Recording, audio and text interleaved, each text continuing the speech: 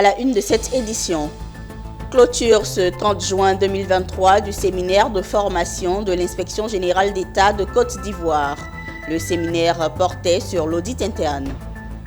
Yamoussa Koulibaly, président-directeur général de l'entreprise immobilière Chiminter, a reçu les prix d'ambassadeur de la paix des communautés de la CEDEAO et du mérite et de l'excellence dans le secteur de l'aménagement foncier.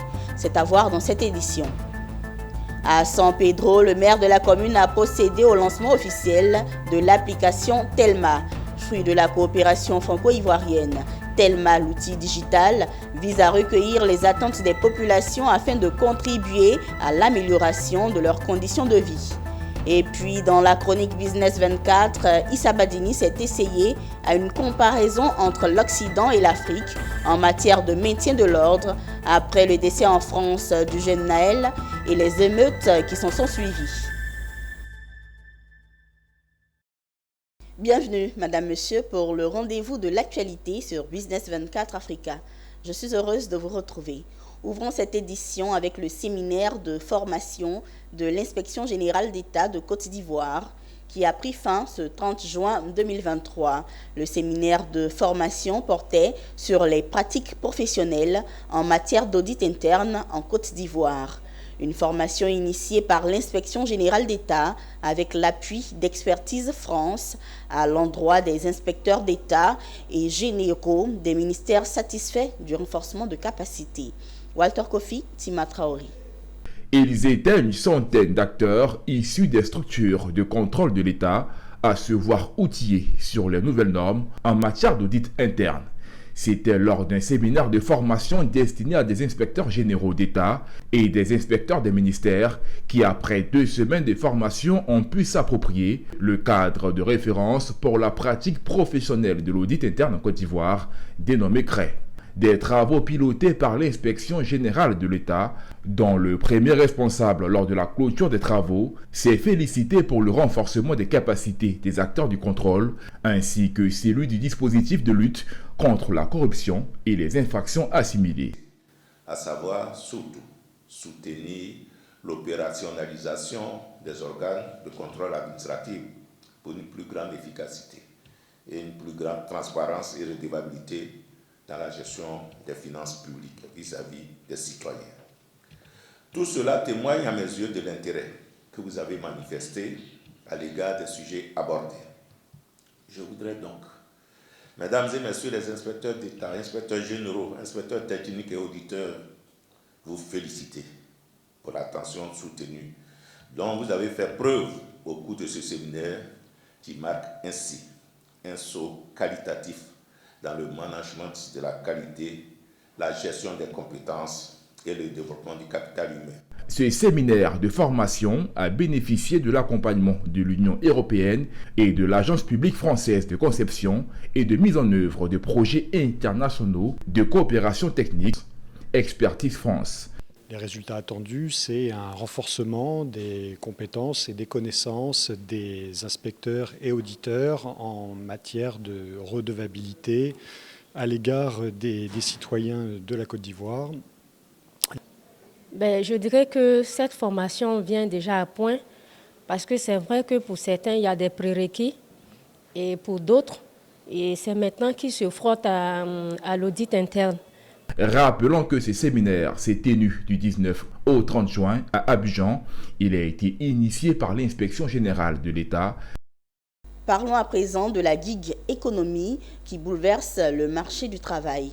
La Fondation Friedrich Neumann pour la liberté et ses partenaires ont récemment organisé un séminaire de réflexion sur la gig économie et la transformation du marché du travail. Un moment d'interaction et de proposition visant à contribuer à la mise en place d'un mécanisme de protection des travailleurs indépendants. Le reportage de Nice Bogou. Les experts sont en réunion sur le concept économique de la gig economy, un écosystème où les emplois sont temporaires, flexibles, mais aussi dans lequel les entreprises recrutent prioritairement des freelances et des contractants indépendants. Tous ont répondu présent à l'invitation de la Fondation Friedrich Naumann. Il s'agit entre autres de la Fondation Noé, Audace Institut Afrique, la Fédération ivoirienne des PME, l'Organisation des jeunes libéraux de Côte d'Ivoire, la Confédération patronale unique des PME de Côte d'Ivoire et la Fondation AFED. Et pourquoi est-ce que ce travail est pertinent? Le monde évolue et surtout le monde du travail. Et au cours de ces échanges, nous avons dit que le monde est à sa 4e révolution en matière de marché de l'emploi. Avant, beaucoup étaient cultivables. Et vous avez vu qu'on a eu des parents qui ont été déportés dans des champs pour aller travailler dans des champs de coton. Cette période est passée et on a eu la révolution industrielle, où il fallait former des personnes qui allaient travailler dans des usines. Cette phase également a été dépassée par la révolution informatique et numérique. Aujourd'hui, lorsque vous prenez Uber, pour ne pas faire la publicité, ils embauchent plus et ils gagnent plus que les structures traditionnelles. Pourquoi? Parce qu'ils ont plusieurs travailleurs. Si je n'avais pas participé à cet atelier, j'allais avoir des regrets parce que, comme on l'a dit, la plus grosse partie de la population active de la Côte d'Ivoire, c'est le secteur que nous appelons informel. Peut-être le terme n'est pas adapté, mais c'est tout ce qui n'est pas formel, c'est-à-dire fonctionnaire ou salarié dans une entreprise bien déclarée. Or, c'est des personnes qui apportent à notre économie des richesses. Et ceux-là, ils ont besoin de la protection sociale que tous les pays mettent en place justement au bénéfice de leur population. Et donc, la plus grande frange de la population qui apporte à notre économie ne peut pas être en marge. Donc la CNPS a mis en place le RSTI pour le secteur informel. Les participants présents au séminaire de réflexion ont donc fait des propositions pour l'amélioration du secteur des travailleurs indépendants. Il s'agit entre autres de rendre plus spécifique la loi sur les PME, la cartographie des professions et métiers assimilés aux travailleurs indépendants. Et puis une note de distinction dans cette édition. Yamoussa Koulibaly, président directeur général de l'entreprise immobilière Chimenter, a été doublement honoré à Abidjan. Il a reçu le prix d'ambassadeur de la paix des communautés de la CEDEAO et celui du mérite et de l'excellence dans le secteur de l'aménagement foncier. Des distinctions remises par Sa Majesté, la Reine-Mère Nana Kyerema Abrafikoto. Walter Kofi, Richard Akeki. Il vient de faire son entrée dans l'une des prestigieuses cours royales du continent en qualité de notable et fervent défenseur des cultures et traditions africaines. Désormais nommé Yamoussa Koulibaly, ambassadeur de la CEDEAO, un titre qu'il a reçu des mains de Sa Majesté Nana Kyerema Abrafikoto, reine-mère des communautés des peuples de la CEDEAO d'Afrique. Une intronisation qui s'est suivie du prix du mérite et d'excellence du secteur de l'aménagement foncier. Un double couronnement pour l'homme, traduisant la reconnaissance de Sa Majesté à Yamoussa Koulibaly, PDG de Chimenter, qui pour elle incarne aujourd'hui la nouvelle génération des leaders du développement économique et social en Côte d'Ivoire. C'est quelqu'un de dynamique dans ce qu'il entreprend et la Reine-Mère a dit que voilà une personne qui peut intégrer sa cour royale dans le cadre de la défense, bien évidemment, et à la valorisation de nos cultures et traditions. Parce que vous savez, c'est un monsieur très bien éduqué, qui a du respect pour la famille, pour les garants de nos traditions, nous et coutumes qu'on a l'habitude de dire, pour les guides religieux. Et donc, au constat de tout cela, elle a trouvé qu'il était devenu plus important d'associer sa personne à sa cour royale. Accompagné de son épouse, Yamoussa Koulibaly a exprimé toute sa gratitude à la Reine-Mère et à sa coopération pour ce nouveau titre qu'il dédie à toute son équipe et qui pour lui sont une source de motivation. Donc c'est le pouvoir et la considération du peuple africain qui nous est attribué. Et donc c'est une lutte responsabilité. Nous sommes heureux, mais nous prenons ça comme un engagement pour mieux faire. Notons que Yamoussa Koulibaly comptabilise Une trentaine de distinctions reçues en Afrique, en Asie, en Amérique et récemment en Europe. Des mérites qui multiplient grâce à son leadership déployé au sein de Chimenter, une entreprise citoyenne qui mobilise plus de 10 000 emplois directs et indirects. Et puis, célébration de l'excellence du côté d'Azito OEM. L'entreprise Azito OEM, spécialisée dans la production de l'électricité en Côte d'Ivoire, a organisé une cérémonie de célébration de l'excellence dans la commune de Yopougon. Cette cérémonie a été marquée par le thème « Soyons des citoyens responsables pour une école de qualité ». Plusieurs présents ont été remis à cette occasion. Le reportage de Michel Bou et d'Ézéchiel Séry. Nous sommes à Yopougon, au groupe scolaire Sikoji Terminus, où les enseignants, parents d'élèves, élèves et les responsables de l'éducation nationale n'ont pas voulu manquer au rendez-vous de l'excellence. La présence de la pluie n'a pu empêcher le déroulement de cette journée pour l'entreprise Azito OEM qui prône la valeur de l'excellence dans l'éducation en Côte d'Ivoire. Les enseignants ayant obtenu les meilleurs résultats dans leur établissement ont été récompensés ainsi que les élèves. Des prix qui viennent les encourager à demeurer dans cet élan. Je crois bien que tous ces jeunes que nous avons aujourd'hui mettre à l'honneur sont porteurs de valeurs d'effort et de travail. Chers élèves, nous devenons aujourd'hui les récipiendaires du prix d'excellence du mérite. Il m'importe de vous dire combien votre travail et votre talent représentent pour nous, parents, éducateurs, autorités, le meilleur des motifs de poursuivre nos propres efforts et notre engagement. Mesdames et messieurs, la cérémonie qui nous rassemble ce matin est devenue une institution à l'IEP Yopougon grâce à cette structure qui ne ménage aucun effort pour œuvrer efficacement et inlassablement à la transformation qualitative de notre pays à travers ses actions de bienfaisance. L'édition 2023 de la célébration de l'excellence par l'entreprise Azito OEM a vu récompenser les élèves et les enseignants en cahiers, matériel didactique, livres et certificats. Elle vise à encourager la qualité de l'éducation et valoriser le travail des enseignants et des élèves. Dans la ville portuaire de San Pedro, le maire de la commune, le ministre Félix Anoblé, a procédé au lancement officiel de l'application Telma au cours d'une cérémonie solennelle. Telma est un outil digital, fruit de la coopération franco-ivoirienne. Il vise à recueillir les attentes des populations pour contribuer à l'amélioration de leurs conditions de vie. La cérémonie a débuté par l'hymne national abidjanaise. Puis à l'occasion d'un discours, le directeur général de Spalian a présenté l'application Telma. À sa suite, Serge Akou, informaticien à la mairie de San Pedro, a expliqué le fonctionnement de cette solution intelligente et ses caractéristiques à travers des diapositives. Autre fait marquant de cette cérémonie, la projection d'un film institutionnel sur la dite application avec ses nombreux avantages. Et enfin, l'intervention via une vidéo de l'ancien international ivoirien Didier Drogba. Vous savez que d'abord le monde part dans une digitalisation totale et nous savons aujourd'hui que l'intelligence artificielle prend un pas énorme sur le fonctionnement donc, de toute notre administration.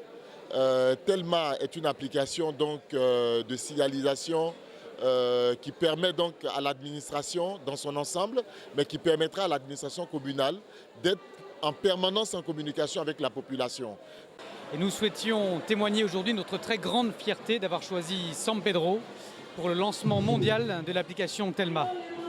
Une rencontre entre un homme politique ambitieux qui a le destin de sa vie chevillé au corps, le ministre Félix Anoblé, et une population qui a, elle, le quotidien de sa ville chevillé au cœur également.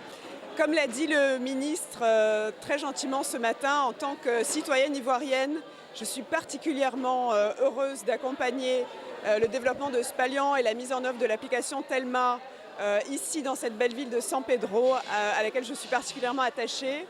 Je tenais à appeler toutes mes mamans, mes sœurs ivoiriennes qui gèrent déjà l'espace privé à la maison pour s'engager à préserver leur environnement dans cette belle ville de San Pedro et aussi dans toutes les autres villes que nous accompagnerons dans le futur en Côte d'Ivoire, parce que c'est aussi les femmes qui sont très impliquées dans la préservation et la protection de notre environnement, dans le maintien de la qualité de vie de nous tous.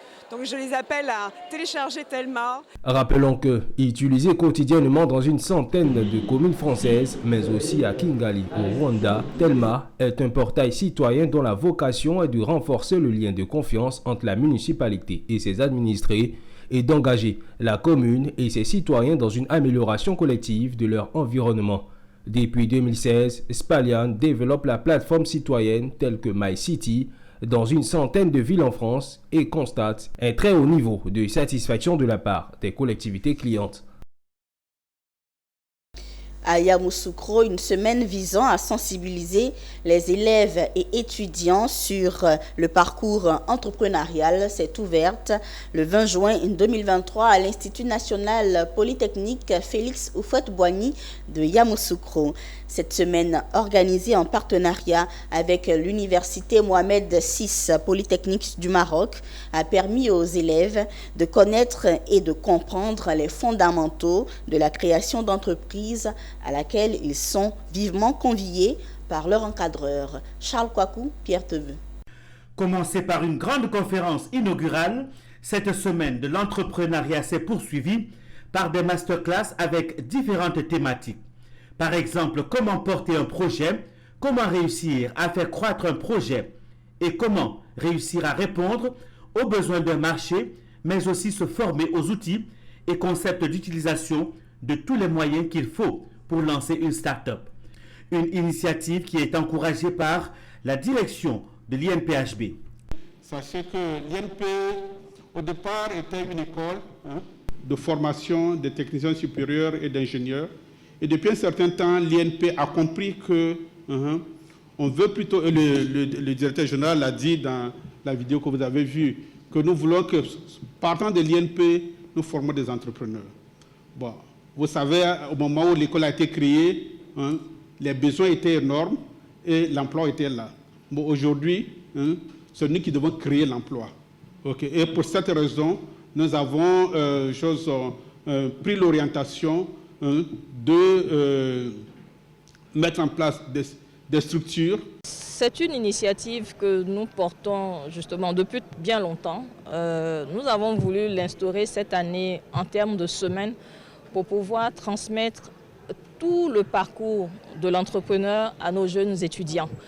Il faut dire que cette année, comme on l'a vu dans l'actualité, le président de la République a voulu que cette année-là soit l'année dédiée à la jeunesse, avec un budget de 1 milliard par jour, soit un total de 365 milliards sur l'année. Nous avons voulu, en tant qu'institution de formation, poser les bases justement des formations dont il faut se nourrir, s'accaparer pour amorcer des différents projets d'entrepreneuriat. Une semaine qui est la bienvenue pour les étudiants. La conférence a été vraiment enrichissante car le conférencier nous a vraiment montré les différents contours à bien analyser avant de se lancer dans l'entrepreneuriat. Au cours de cette semaine, certains étudiants ont par ailleurs eu l'opportunité de présenter des projets à la faveur d'un concours qui a été sanctionné par des prix d'encouragement. C'est samedi et c'est l'heure de la chronique sur Business 24 Africa. Notre chroniqueur Issa Badini s'est essayé à une comparaison entre l'Occident et l'Afrique en matière de maintien de l'ordre après le décès en France du jeune Naël et les émeutes qui s'en sont suivies. Arriverons-nous un jour à contenir des manifestants sans les tuer sous nos tropiques? C'est la question que s'est posée Issa Badini.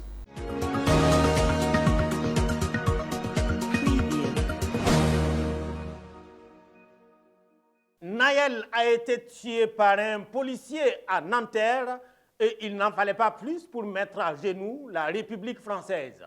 Le coq tremble et la tour Eiffel se fait petite devant la fureur des mécontents, des rebelles, des terroristes, des assaillants, des apatrides, des ennemis de la République ou dans une moindre mesure des opposants à la bonne marche de la nation, aurions-nous dit, sous nos tropiques.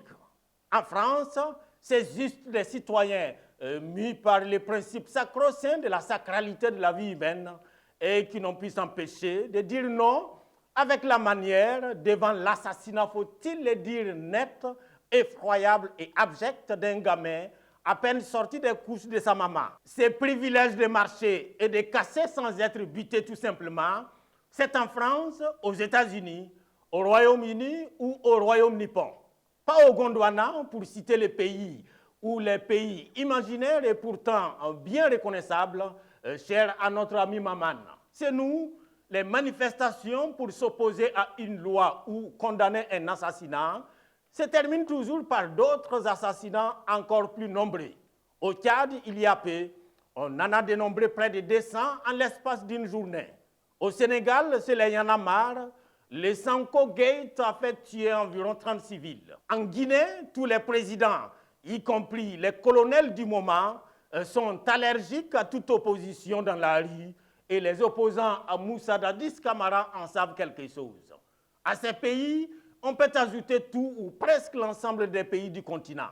La vie humaine est sacrée, c'est donc ailleurs. Là-bas, au pays des droits de l'homme, bien qu'inscrite dans presque toutes nos constitutions africaines, ces passages ajoutent simplement du volume à un texte. Et c'est tout. Et c'est pourquoi j'ai rejoint les panafricains de la 25e ère qui proclament que les constitutions calquées sur le modèle occidental ne collent pas à nos réalités, donc faut-il écrire de nouveaux textes. Oui, je suis entièrement d'accord qu'on supprime des lois fondamentales, tout ce qui est écrit et qui s'avère faux dans la pratique. Comme ça, on ne doit rien à personne et vu que c'est une loi et qu'une loi ça s'applique, alors on n'est plus obligé de tuer et c'est justifié. Vive les constitutions flambant neuves africaines qui sortent de nos urnes depuis peu pour que la démocratie à l'africaine qu'il faudra certainement lui trouver un autre nom, surtout que nous savons tous la définition du mot démocratie, pour que la démocratie à l'africaine dise, au risque de me répéter, puisse voir le jour. Quant à la France, la grande France, où les refus d'obtempérer tuent désormais presque autant que les accidents de la route, il faut simplement la souhaiter la cordiale bienvenue dans ce qu'elle qualifie elle-même de république bananière. Cependant, il faut saluer le sang-froid paradoxal qui a habité ces forces de l'ordre et qui n'ont fait aucun mort en 4 jours d'émeute. Preuve qu'on peut maintenir l'ordre sans tuer. Et ça mériterait un autre mandat si c'était chez nous. À bientôt. Terminons cette édition avec la coopérative agricole de Sinikosson, Coassi de Meyagui, qui a tenu sa 15e assemblée générale ordinaire ce 27 juin 2023. Bilan financier et actions sociales réalisées au cours de l'exercice 2022 étaient au menu. Pour le volet social, des écoles ont été construites, des pompes villageoises réalisées. Le plan de développement de la coopérative a également été dévoilé à cette assemblée générale. Le commentaire de Zinab Dosso. Les années passent et la société coopérative Coassi de Sinikosson de Meyagui demeure fidèle à ses principes et à ses bonnes œuvres. En 2022, elle a fait des heureux parmi ses membres. C'est ce qui ressort de sa 5e assemblée générale ordinaire tenue à son siège le 27 juin 2023. Outre les bilans financiers, ces actions sociales ont été rappelées. À Braïmakro et à Maradji, les producteurs ont bénéficié d'écoles de 6 classes chacune dans le cadre de lutte contre le travail des enfants, s'inscrivant dans la vision du gouvernement ivoirien qui prône l'école pour tous. Dans le même élan, la coopérative a facilité pour plus de 1200 enfants l'obtention de jugements supplétifs. L'eau potable était également au cœur de leurs actions avec la réalisation de plusieurs pompes villageoises dans différentes sections. Sous l'impulsion de son président du conseil d'administration, Aruna Sawadogo, les producteurs membres se sont tous inscrits dans l'agroforesterie. Ils reçoivent régulièrement des plants d'arbres fournis par leur coopérative qui est fortement engagée dans la déforestation. Dans son élan de développement dévoilé également à cette Assemblée générale 2023, portant sur l'exercice 2022. La coopérative envisage de travailler à l'épanouissement de toutes ces sections. Elle prévoit pour ce faire la visite médicale et des kits de production pour les applicateurs, les ouvertures de voies pour l'évacuation du cacao, la construction de nouvelles écoles, de pompes villageoises et de centres de santé au profit des planteurs. Le préfet du département de Méagui, présent à cette rencontre, a salué toutes les initiatives de la COACI. Je pense que le fondement essentiel d'une coopérative, c'est le social. Et on a constaté que COACI s'inscrit dans cette vision-là. Cette coopérative, dans sa gestion, a pu réaliser beaucoup d'œuvres sociales. Elle a construit des écoles, elle a construit des centres de santé, elle a construit aussi des fourrages dans les villages pour donner de l'eau potable à nos parents producteurs. Donc c'est une coopérative vraiment qui fait beaucoup d'actions sociales. Nous voulons la féliciter. La société coopérative COACI revendique à ce jour plus de 2000 membres. Elle a commercialisé en 2022 plus de 6000 tonnes de cacao. Voilà, c'est la fin de cette édition préparée par l'ensemble de la rédaction de votre télévision panafricaine Business 24 Africa. Merci de l'avoir suivi et merci de rester sur Business 24 Africa.